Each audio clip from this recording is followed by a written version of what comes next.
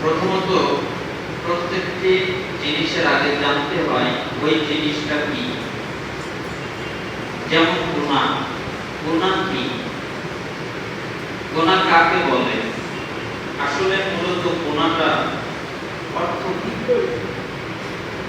গুনাহ এই শব্দ ব্যবহার করার জন্য আরবি ভাষায় যে শব্দটি ব্যবহার হয়েছে তা হল জানকুর। জানকুর অর্থ অপরাধ, পাপ, অন্যায়, গুনাহ, আরো অনেক কিছু। বহুবচনে যাকে বলে যুনুব, পাপ সমূহ। তাহলে গুনাহকে আরবিতে জানকুর বলা হয়। মহাগ্রন্থ আল কোরআনের বিভিন্ন জায়গায় বা অনেক জায়গায় আল্লাহ সুবহানাহু ওয়া তাআলা এই শব্দটি উল্লেখ করেছেন। যেমন মুসা আলাইহিস সালাম আল্লাহর নিকট যখন প্রার্থনা করলেন, দেখেন তারা হচ্ছেন পৃথিবীর ভিতরে সবচেয়ে পবিত্র মানুষ এবং পৃথিবীর ভিতরে সবচেয়ে শ্রেষ্ঠ মানুষ নবীগণ আলাইহিস সালাম। সেই নবীদের মধ্যে একজন মুসা আলাইহিস সালাম। তিনি আল্লাহ সুবহানাহু ওয়া তাআলার কাছে প্রার্থনা করছেন, ডাকছেন এইভাবে, ওয়ালাহুম আলাইয়া যানবুন ফাআখাফু আইয়াকতুলুন। আমার বিরুদ্ধে তাদের অভিযোগ, অপরাধ রয়েছে, যে আমি অপরাধ করেছি, এটা তাদের মনে হয়, এই অভিযোগ রয়েছে, আমি আশঙ্কা করি যে তারা আমাকে হত্যা করবে। এই সূরা 14 নম্বর আয়াতে মুসা আলাইহিস সালাম আমাদেরকে বোঝাবার জন্য আল্লাহ সুবহানাহু ওয়া তাআলার কাছে এই আরজি পেশ করলেন যে আমি তাদের কাছে অপরাধী, তারা মনে করে, তাই আমি আশঙ্কা করছি তারা আমাকে হত্যা করবে। এই যে অপরাধ, এই শব্দ ব্যবহার করার জন্য আল্লাহ তাআলা এখানে জানকুর, গুনাহ এই শব্দ ব্যবহার করেছেন। যেমন তিনি আরো বলেন, ফাআখাযাহুমুল্লাহু বিযুনুবিহিম ওয়াল্লাহু শাদীদুল ইকাব। তাদের পাপের ফলে আল্লাহ তাদেরকে পাকড়াও করেছেন আর আল্লাহর আযাব অতি কঠিন।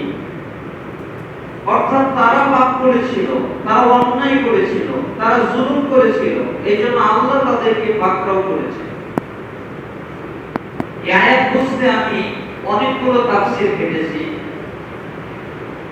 অধিকাংশ মুফাসসিরিন কিরাম তারা বলেছেন যে এর মূল মেসেজটা হলো আল্লাহ তাআলা বোঝাতে চাচ্ছেন কেউ যদি অন্যায় করে, অত্যাচার করে, অপরাধ করে, তাহলে আল্লাহ সুবহানাহু ওয়া তাআলা তাদের উপরে শাস্তি নাযিল করেন আর তাদেরকে পাকড়াও করেন। হয়তো কাউকে আস্তে আস্তে অথবা কাউকে খুব দ্রুত। শরীয়তের পরিভাষায় গুনাহ বলা হয় আল্লাহ প্রদত্ত শরীয়তের বিধিবিধান বা নীতিমালার বিরোধিতা করা। অর্থাৎ শরীয়ত আমাদের জন্য যা দিয়েছে, যেটা আদেশ করেছে, যেটা নিষেধ করেছে, তার বিরোধিতা করাটাই হলো গুনাহ। অর্থাৎ আল্লাহ যে আদেশ করেছেন, আপনি যদি তার বিরোধিতা করেন, গুনাহ করলেন। আল্লাহ যা নিষেধ করেছেন, আপনি যদি তার বিরোধিতা করে ওই কাজ করেন, গুনাহ করলেন। আল্লাহর আদেশ লঙ্ঘন করলেন, গুনাহ করলেন, এটাই গুনাহ। এটাকে শরীয়তের পরিভাষায় বলা হয় যে আল্লাহর বিধিবিধান, তিনি যে বিধিবিধান দিয়েছেন রাসূলুল্লাহ সাল্লাল্লাহু আলাইহি ওয়াসাল্লামের মাধ্যমে, ওই বিধিবিধানের আদেশ এবং নিষেধকে লঙ্ঘন করাটাই হলো গুনাহ। তাহলে সংক্ষিপ্তভাবে আমরা জানতে পারলাম। এবার এই গুনাহ শব্দের জন্য আমি অনেকগুলো ডিকশনারি এবং বিভিন্ন জায়গায় খুঁজে খুঁজে অনেকগুলো শব্দ পেয়েছি।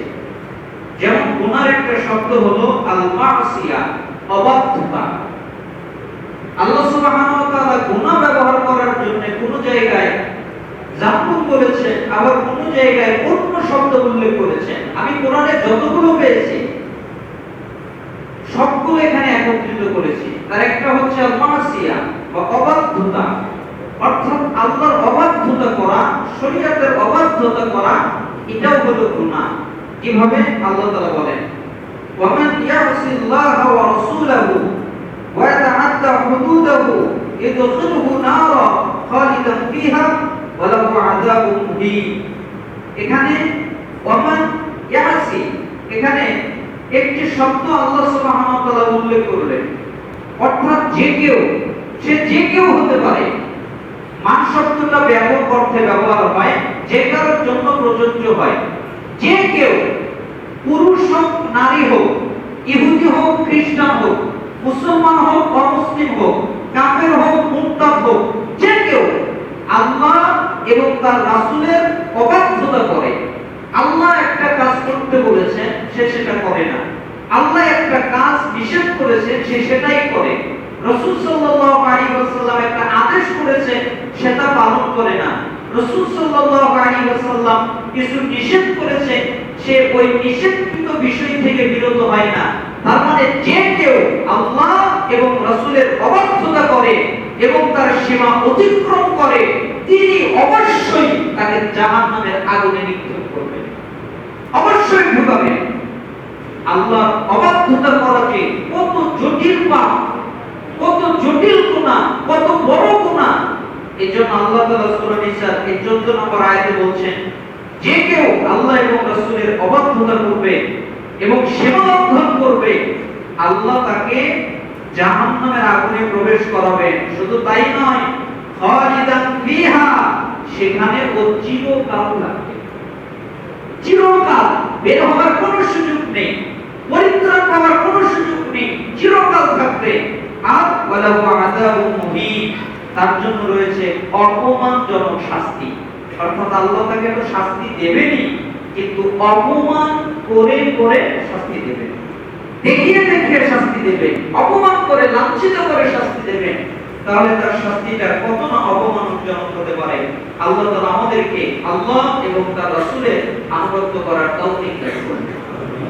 তাহলে পাপের জন্য একটা শব্দ হলো আল-মাসিয়া, আরেকটা শব্দ কোরআনে উল্লেখ হয়েছে আল-ইসমু।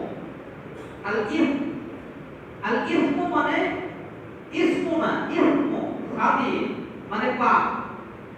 এই ইসমু শব্দটাও আল্লাহ সুবহানাহু ওয়া তাআলা কোরআনুল কারীমে উল্লেখ করেছেন।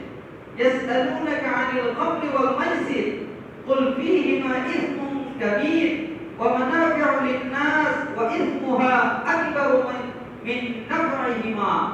আল্লাহ সুবহানাহু ওয়া তাআলা বললেন, তারা আপনাকে মদ সম্পর্কে জিজ্ঞেস করে, জুয়া সম্পর্কে জিজ্ঞেস করে যে মদ কেমন, জুয়া কেমন। আপনি বলে দেন এই দুইয়ের মধ্যে রয়েছে পাপ, জুয়ার মধ্যে রয়েছে পাপ, মদের মধ্যে রয়েছে পাপ।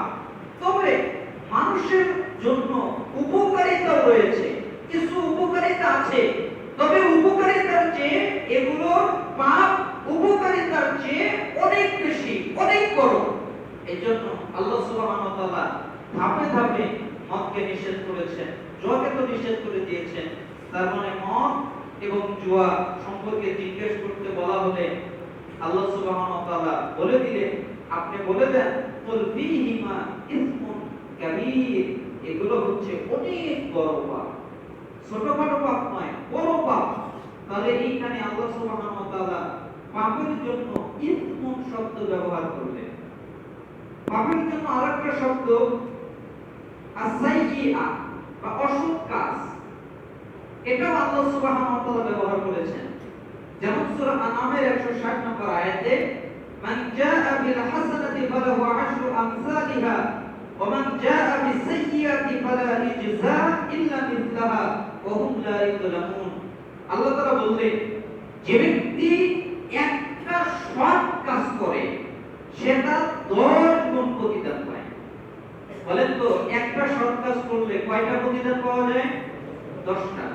তাহলে আপনি যদি সুবহানাল্লাহ বলেন, এর জন্য যদি একটা নেকি হয়, যেমন হাদিসে বলা হয়েছে কেউ যদি সুবহানাল্লাহ বলে যে এই নেকি অথবা আল্লাহু আকবার বললে এই নেকি অথবা আলহামদুলিল্লাহ বললে এই নেকি, যেমন কোরআনুল কারীমে একটা অক্ষর যদি কেউ করে তাহলে 10 নেকি, আর এই আয়াত অনুযায়ী আল্লাহ সুবহানাহু ওয়া তাআলা তার 10 গুণ বাড়িয়ে দেন, অর্থাৎ 100 নেকি 10 গুণ বাড়িয়ে দেন। আপনি যে আমলে করবেন, আপনার জন্য নির্দিষ্ট করা যে নেকি আছে, আপনার কাজ যদি সঠিক হয় তাহলে আপনি মনে করবেন ওই একটা নেকির কাজকে আল্লাহ সুবহানাহু ওয়া তাআলা 10 গুণ বাড়িয়ে দিবেন।